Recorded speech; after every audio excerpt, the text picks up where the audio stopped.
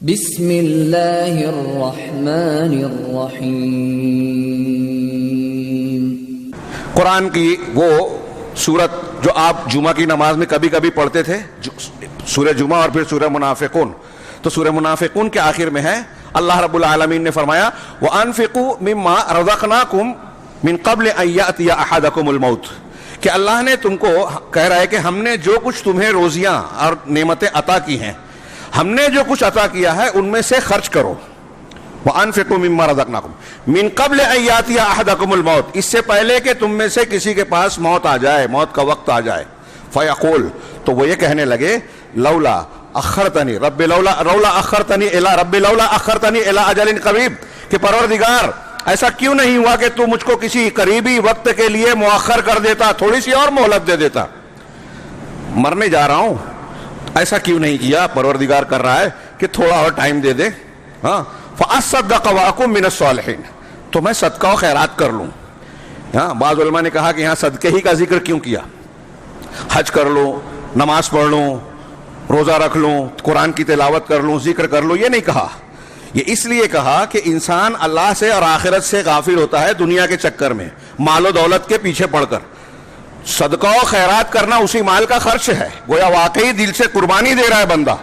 تو یہاں صدقے کا بطور خاص ذکر کیا، فَأَصَّدَّقَ، یہ اس کی فضیلت بھی ہے، تو میں کچھ صدقہ و خیرات کر لیتا، وَأَكُن مِّنَ الصَّالِحِينَ، اور نیک لوگوں میں سے بن جاتا۔ پروردگار تھوڑی دیر کے لیے میں آپ تمام سے کہوں گا، اپنے آپ سے بھی تصور کیجئے، اپنے آپ کو وہاں رکھیے، سارے فلسفے، ہاں ہم کوئی بات سنتے ہیں تو دماغ میں کچھ فلسفے رہتے ہیں، کیڑے نکالتے ہیں، یہ بات اور وہ بات دنیا داری کی بنیاد پر نصیحت کی باتوں کو نظر انداز کرتے ہیں، لیکن اگر ہمارے سامنے موت ہو اور یہ اپنا انجام کہ ہمیں اللہ تبارک و تعالیٰ کے سامنے پیش ہونا ہے، موت کے منہ میں جانا ہے، اور جس وقت موت آ گئی اس کے بعد ہمارا کوئی عمل کارگر نہیں ہوگا، تو بندہ یہ ساری چیزیں چھوڑ کر حق کو، دین کو، سچی نصیحت کو قبول کرنے کا اپنے اندر مادہ پائے گا، جذبہ پائے گا، قبول کرنے کا مزاج بنے گا۔ یہ تصور کیجئے، یہ رب العالمین نے پیش کیا، میں نہیں کر رہا ہوں، کہ ایسا جب کسی کے پاس موت آ جائے تو یہ کہے کہ پروردگار تھوڑی سی لولا اخرتنی الی اجل، قریبی مدت تک کچھ تو مجھے مؤخر کر دیتا، ہاں فَأَصَّدَّقَ وَأَكُن مِّنَ الصَّالِحِينَ، لیکن اللہ نے آگے فرمایا وَلَن يُؤَخِّرَ اللَّهُ نَفْسًا إِذَا جَاءَ أَجَلُهَا، جب کسی نفس کا مقررہ مدت جو اللہ نے طے کر رکھا ہے جب وہ آ جاتا ہے تو پھر اللہ اس کو ہرگز مؤخر نہیں کرتا۔ ایک سانس،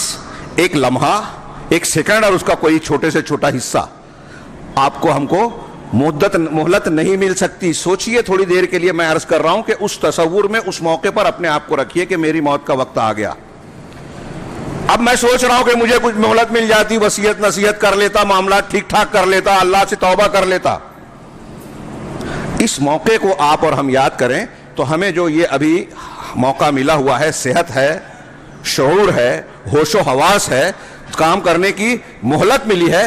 ہم اس کی قدر و قیمت جانیں گے، وقت کی قیمت جانیں گے۔ میں ایسا مانتا ہوں کہ وقت کی قدر و قیمت جاننے والی اس سے بہتر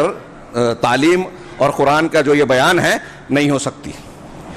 کہ آپ کا دم واپسی آخری لمحہ جب آئے گا تو ایک لمحہ مانگے گے نہیں ملے گا۔